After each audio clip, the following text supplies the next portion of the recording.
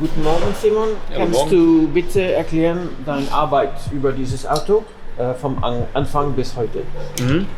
Ja, also wir fangen an mit dem Auto im Endeffekt, wenn es unrestauriert zu uns kommt.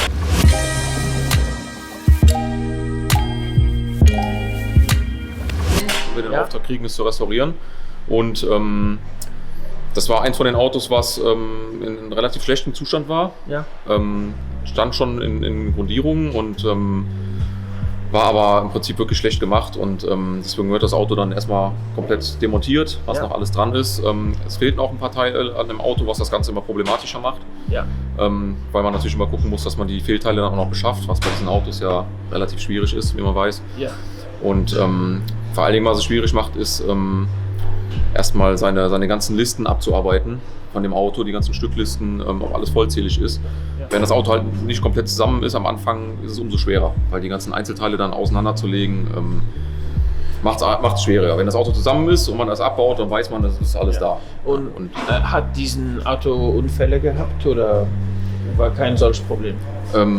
Das war anfangs gar nicht so zu sehen. Sowas sieht man immer, wenn das Auto beim Tauchen war. Ja. Wenn wirklich der ganze Lack alles runter ist, dann sieht man sowas immer erst alles. Ne? Ja. Wenn auch Bleche verformt sind und was dann halt auch versteckt worden ist. Yeah, Mark, this is also very important to mention because this car was a very early car. So first of all, you could even see that they were experimenting.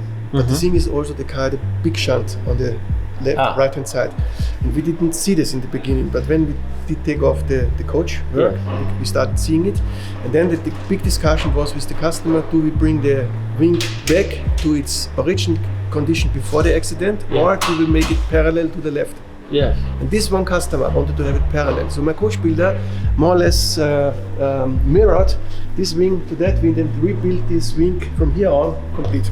So that it's now complete symmetry to the left side. Okay. Und was war das schwierigste Teil von deiner Arbeit bis heute auf diesem Auto?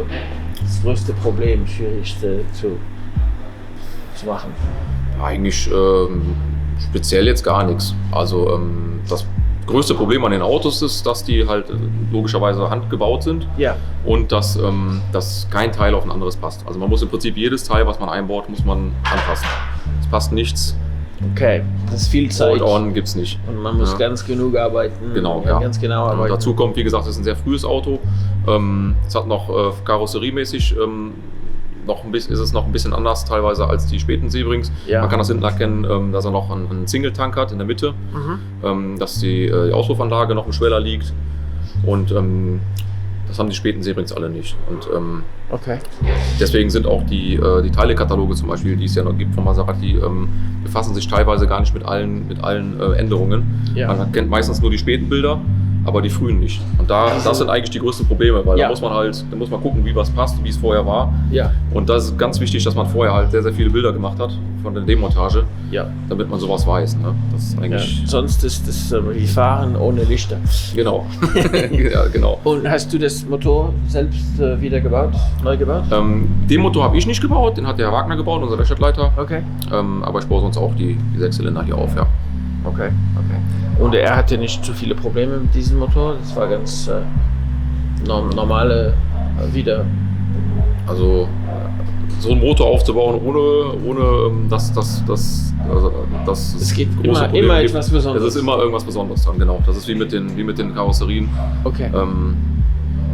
Aber da haben wir sehr, sehr viele Lösungen mittlerweile geschaffen. Okay. Und deswegen kommen wir damit sehr gut klar. Also, Und jetzt, wie viel Zeit brauchst du noch, um das Auto fertig zu machen, glaubst du? Das ist schwer abzuschätzen, aber im Grunde bin ich schon relativ weit, wie man sieht. Also die Achsen sind zusammen, die Dämmung ist drin, im Endeffekt der Motor sitzt. Ich baue jetzt gerade die Heizungsanlage und die Klimaanlage, die wir nachfertigen, die baue ich jetzt ein. Dann kommt die Wasserkühler rein. Die Verkabelung mache ich dann, hier kommen die Instrumente rein. Batterie, Stromkabel, also Elektrik. Machst du die Stromkabel, elektrische System auch? Ja. Ja, okay. Machen wir alles. Okay. So im Frühling wird das Auto bereit? Ja, Frühjahr, Sommer würde ich sagen. Okay, sehr gut. Fantastisch, danke Simon. Ja, wiedersehen.